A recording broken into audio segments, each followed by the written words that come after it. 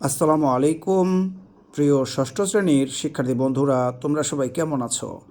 আশা করি সবাই ভালো আছো, সুস্থ আছো। আলহামদুলিল্লাহ, আমিও ভালো আছি। শিক্ষার্থী বন্ধুরা, আবারও চলে আসলাম তোমাদের জন্য বাংলা দ্বিতীয় পত্রের আরও একটা ক্লাস নিয়ে। আজকের এই ক্লাসে আমি তোমাদেরকে তোমাদের বাংলা ব্যাকরণের সমস্ত অধ্যায়ের, অর্থাৎ এখানে যতগুলো অধ্যায় রয়েছে, 8টা অধ্যায় রয়েছে, সবগুলোরই নৈবেত্তিক দিয়ে দিচ্ছি। নৈবেত্তিকের উত্তরগুলো তোমরা পেয়ে যাবে। চলে যাচ্ছি মূল পড়ায়। প্রাণীজগতে একমাত্র কাদের ভাষা আছে? উত্তর, মানুষের। ভাষা ব্যবহারের জন্য অন্যান্য প্রাণীর তুলনায় মানুষ যেদিক থেকে ব্যতিক্রম, এটা হচ্ছে বাকপত্তঙ্গ। মানুষের মনের ভাব ও অনুভূতির প্রকাশের প্রধান মাধ্যম হলো ভাষা। ভাষা ব্যবহারের জন্য অন্যান্য প্রাণীর তুলনায় মানুষ ব্যতিক্রম কোন দিক থেকে? উত্তর, ঘ, অর্থাৎ স্নায়ু, মস্তিষ্ক, মানুষের অন্যান্য প্রত্যঙ্গ সবই আছে মানুষের। উত্তর হবে ঘ। এরপরে দেখো, ভাষার মাধ্যমে আমরা কোন ধরনের অনুভূতি প্রকাশ করি? হিংসা, বিদ্বেষ, ভালো লাগা, ভালোবাসা, ঘৃণা, ক্ষোভ সবই। উত্তর ঘ। এরপরে দেখো, ভাষাকে দেশ গঠনের কী হিসেবে গ্রহণ করা হয়? এটা হচ্ছে হাতিয়ার। দেশ গঠন বলতে কাদের উন্নয়ন ও অগ্রগতিকে বোঝায়? উত্তর, দেশ ও দেশের মানুষের। এরপরে, ভাষা কত প্রকার? 2 প্রকার। এক বা একাধিক ধ্বনি মিলে তৈরি হয় শব্দ। কোন ভাষার সীমাবদ্ধতা আছে? মৌখিক ভাষার। নিচের কোন ভাষায় বর্ণ রয়েছে? উত্তর, এখানে সবগুলোই হবে বাংলা, ইংরেজি, বাংলা, তামিল সবগুলোরই বর্ণ রয়েছে। উচ্চারণের একক কি? উচ্চারণের একক হলো অক্ষর। ভাষার প্রধান উপাদান কয়টি? 4টি। কোনটি ভাষার উপাদান নয়? উত্তর হলো আওয়াজ। পশু পাখির ডাককে কি বলে? আওয়াজ। ভাষার ধ্বনি শুধু বাকযন্ত্রের সাহায্যে উৎপাদিত হলেই চলবে না, তাকে অবশ্যই কী হতে হবে? অর্থপূর্ণ। এক বা একাধিক ধ্বনি মিলে কোনো অর্থ প্রকাশ করলে তাকে কি বলে? শব্দ। অঞ্চল ভেদে যে ভাষা সৃষ্টি হয় তার নাম কি? উপভাষা। বাক্য বলতে বোঝায়? উত্তর এখানে হচ্ছে গ, অর্থাৎ 1 ও 2, কথা, বাচন।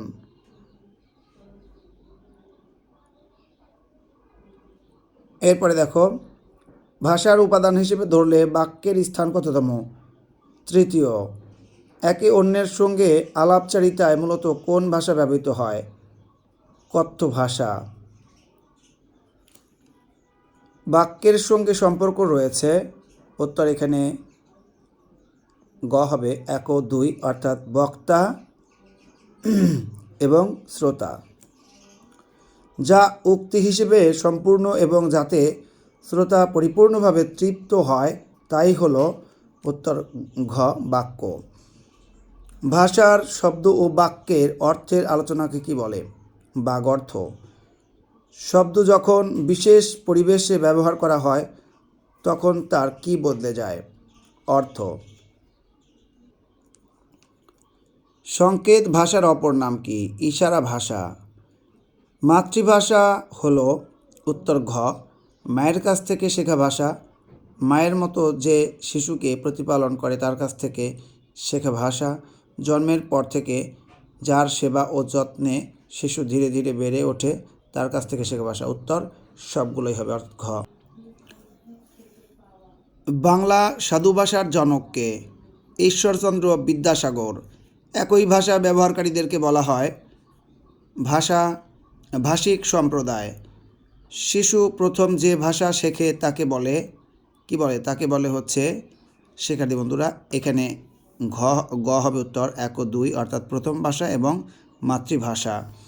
উপভাষা হলো কোনো বিশেষ অঞ্চলের ভাষা। ভৌগোলিক ব্যবধানের কারণে সৃষ্ট ভাষার রূপ বৈচিত্র্যকে বলা হয়? উত্তর ক, এখানে 1 হবে উপভাষা। এরপরে দেখো ভৌগোলিক ব্যবধান বা অঞ্চল ভেদে ভাষার যে বৈচিত্র্য তাকে কি বলে, কি ভাষা বলে? উত্তর উপভাষা। উপভাষার আরও একটা নাম রয়েছে, সেটা হলো আঞ্চলিক ভাষা। উপভাষা কার সাথে তুলনীয়? উপভাষা মায়ের সাথে তুলনীয়। একজনের দুই পুত আসিল, এটা কোন জেলার উপভাষা? এটা হচ্ছে ময়মনসিংহ। একটি উপভাষাকে আদর্শ ধরে সবার বোধগম্য হিসেবে ভাষা হিসেবে তৈরি ভাষারূপকে কি বলে? এটা হচ্ছে প্রমিত ভাষা। অনেক সময় বোধগম্য হয় না একই ভাষার, এখানে হচ্ছে উপভাষাগুলো। উপভাষা অর্জনের বিষয়, কিন্তু প্রমিত ভাষা এটা হচ্ছে শেখার বিষয়। বিশেষ পরিবেশ ও প্রয়োজনের বাইরে যখন ভাষা ব্যবহার করা হয় তখন তাকে কী ভাষা বলে? কথ্য ভাষা। ভাষা আবিষ্কারের আগে মানুষ কিভাবে মনের ভাব প্রকাশ করত? ছবি এঁকে। সমাজের কোনো বিশেষ পেশার মানুষের ভাষা বৈচিত্র্যকে কী ভাষা বলে? পেশাগত ভাষা। বাংলা লিখিত ভাষা যখন উদ্ভাবিত হয় তখন উদ্ভাবকরা বাংলা গদ্যের ভাষাকে যে রূপ দিয়েছিলেন তাকে বলে সাধু ভাষা। স্বাভাবিক ও স্বতঃস্ফূর্ত ভাষা হলো মুখের ভাষা। তুলনামূলকভাবে আড়ষ্ট ও কৃত্রিম ভাষা হলো লিখিত ভাষা। জীবন ঘনিষ্ঠ ভাষা কোনটি? চলিত ভাষা। সব ধরনের কৃত্রিমতা থেকে বাংলা লিখিত ভাষাকে মুক্ত করার প্রেরণা থেকেই সৃষ্টি চলিত ভাষা। সাধু ভাষার প্রাঞ্জলতা দান করেন ঈশ্বরচন্দ্র বিদ্যাসাগর। চলিত ভাষা সব ধরনের কৃত্রিমতা মুক্ত ও জীবন ঘনিষ্ঠ। ধ্বনির উচ্চারণে মানব শরীরের যেসব প্রত্যঙ্গ জড়িত সেগুলোকে একত্রে কি বলে? বাকযন্ত্র। বাকযন্ত্র মানুষের কোন কাজ করে থাকে? ভাষিক। বাকযন্ত্রের সাহায্যে আমরা কি উৎপাদন করি? ধ্বনি। এরপরে দেখো আমাদের শরীরের উপরের প্রত্যঙ্গগুলোর প্রধান কাজ, এখানে উত্তর হলো গ 1 ও 2, অর্থাৎ শ্বাসকার্য পরিচালনা করা, খাদ্য সংগ্রহ করা। বাকযন্ত্র তৈরি হয়, উত্তর ঘ ফুসফুস, শ্বাসনালী, স্বরতন্ত্র, জিভ, ঠোঁট, নিচের চোয়াল, দাঁত, তালু, গলনালী, মধ্যচ্ছদা, চিবুক, এগুলো সবই। বাকযন্ত্রের উপাদান কোনটি? ফুসফুস, শ্বাসনালী, স্বরযন্ত্র, তালু, এগুলো। উচ্চারণকাল অনুযায়ী স্বরধ্বনিকে কয় ভাগে ভাগ করা যায়? 2। যে ধ্বনি উচ্চারণকালে ফুসফুস তাড়িত বাতাস মুখের কোথাও বাধা পায় না তাকে কিন্তু স্বরধ্বনি বলে। কোন ধ্বনি উচ্চারণের সময় বাতাস বাধাহীনভাবে একই সঙ্গে মুখ ও নাক দিয়ে বের হয়? এটার উত্তর হবে হচ্ছে শিক্ষার্থী বন্ধুরা, এখানে উত্তরটা সঠিক উত্তর হবে স্বরে আ এবং হ্রস্ব ই। তার মানে এই যে এখানে কিন্তু দেখো বিশেষ দ্রষ্টপদীতে সঠিক উত্তর হবে এই যেটা। প্রিয় শিক্ষার্থী বন্ধুরা, সবগুলোর উত্তর তোমাদেরকে দেখায় দেই, সময় চলে যাচ্ছে।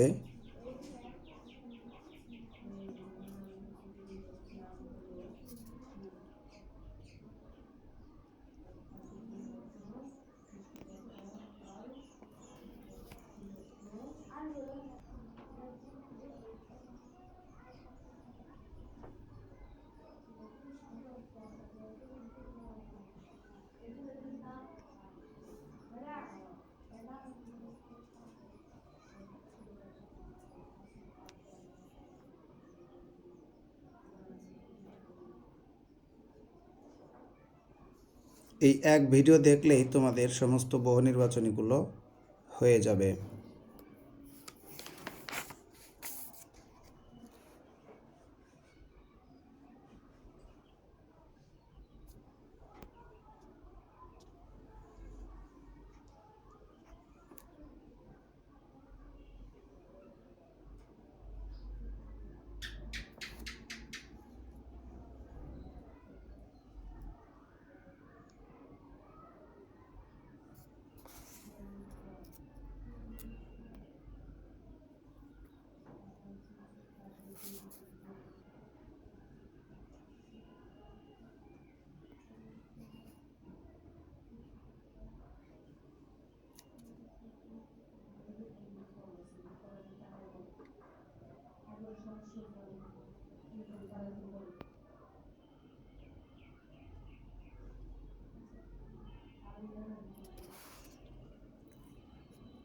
তোমাদের কষ্ট করে পড়তে হবে।